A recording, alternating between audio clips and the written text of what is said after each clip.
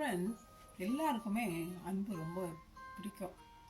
நம்மலாம் நம்ம ஃபேமிலியை ரொம்ப லவ் பண்ணுவோம், அப்பா அம்மாவை ரொம்ப லவ் பண்ணுவோம், பிள்ளைங்களை ரொம்ப லவ் பண்ணுவோம், கணவன் ஒய்ஃப் இந்த மாதிரி நிறைய பேர்.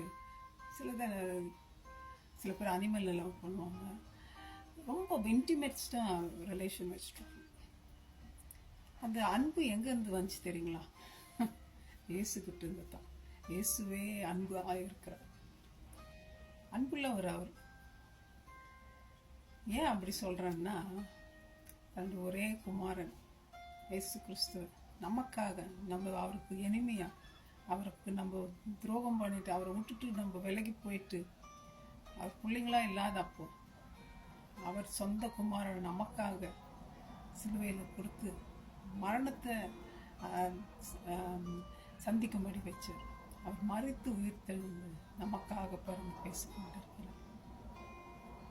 நம்ம குழந்தைய நேசிக்கிற அன்பு ரொம்ப பெரிய அன்பு. ஆனால் கடவுள் அவ்வளோ நேசிக்கிறது இல்லை. ஆனால் வேதம் என்ன சொல்லி தெரியுங்களா? ஒருவன் மத்திய 10 அதிகாரம், தகப்பனையாவது தாயையாவது என்னிலும் அதிகமாய் நேசிக்கிறவன் எனக்கு பாத்திரன் அல்ல, மகனையாவது மகளையாவது என்னிலும் அதிகமாய் நேசிக்கிறவன் எனக்கு பாத்திரன் அல்ல. ஆண்டவர் ஆபிரகாமோட சிநேகிதன் பார்க்குறோம், ஆபிரகாம் தகப்பன் பார்க்குறோம். ஆபிரகாமோட ஆண்டவர் உடன்படிக்கை செய்தார்.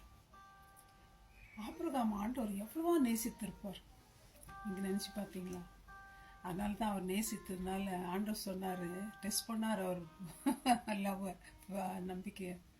கொண்டாப்பாவும் மகனை மலைக்கு தூக்கின்னு போனாரு, போட்டு கை கட்டு வச்சிட்டாரு, தூக்குறாரு கத்திய, நிறுத்து ஆண்டவர் போட்டாரு கட்டில்.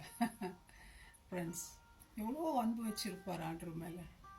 சும்மாவா இருந்திருக்கும் அது? தன் புத்திரனை கொலை பண்ணுறதுக்கு எடுத்துகிட்டு போனாருன்னா அது லேசான காரியம் இல்லை. அவ்வளோ அன்பு ஆண்டவர் மேலே. நமக்கு எவ்வளோங்க இருக்குது? ஆண்டவர் சொல்கிறார், என்ன நேசி, அதுதான் முதல் கற்பனை. ஆண்டவர் அன்பு கூறு, முழு ஆத்மாவோட, முழு பலத்தோட, முழு நம்பிக்கையோடு அவரில் அன்பு கூறணும் நம்ம. ஆனால் நம்ம அதை செய்யறது இல்லைங்க. மற்றவங்கள அன்பு கூறுகிறோம், அழிந்து போகிற அன்புல. ஃப்ரெண்ட்ஸ், நான் அப்பா அம்மாவை பிள்ளைங்களை நேசிக்கக்கூடாதுன்னு சொல்ல. ஆனால் கட்டளை என்ன நமக்கு? அடுத்த கட்டளை என்ன? மற்றவங்களையும் நேசிக்கணும். அதை செய்யலாம். ஆண்டவருக்கு கொடுக்க வேண்டியதை ஃபஸ்ட்டு கொடுத்துட்டு மற்றவங்களை பிறகு நம்ம நேசிக்கலாம். ஏன் அதை நம்ம செய்யக்கூடாது? ஃப்ரெண்ட்ஸ், நமக்காக உயிரை கொடுத்த இயேசுவுக்கு நம்ம ஏன் கொடுக்கக்கூடாது? Let's love Jesus. ஆண்டவரை நேசிப்போம். அவர் நம்ம நேசிக்கிறது ரொம்ப அளவில்லாமல் இருக்குது. அவர் நம்ம ஆசீர்வதிப்பார். கண்டிப்பாக ட்ரை பண்ணுங்க ஃப்ரெண்ட்ஸ். தேங்க்யூ. God bless. ஆமென்.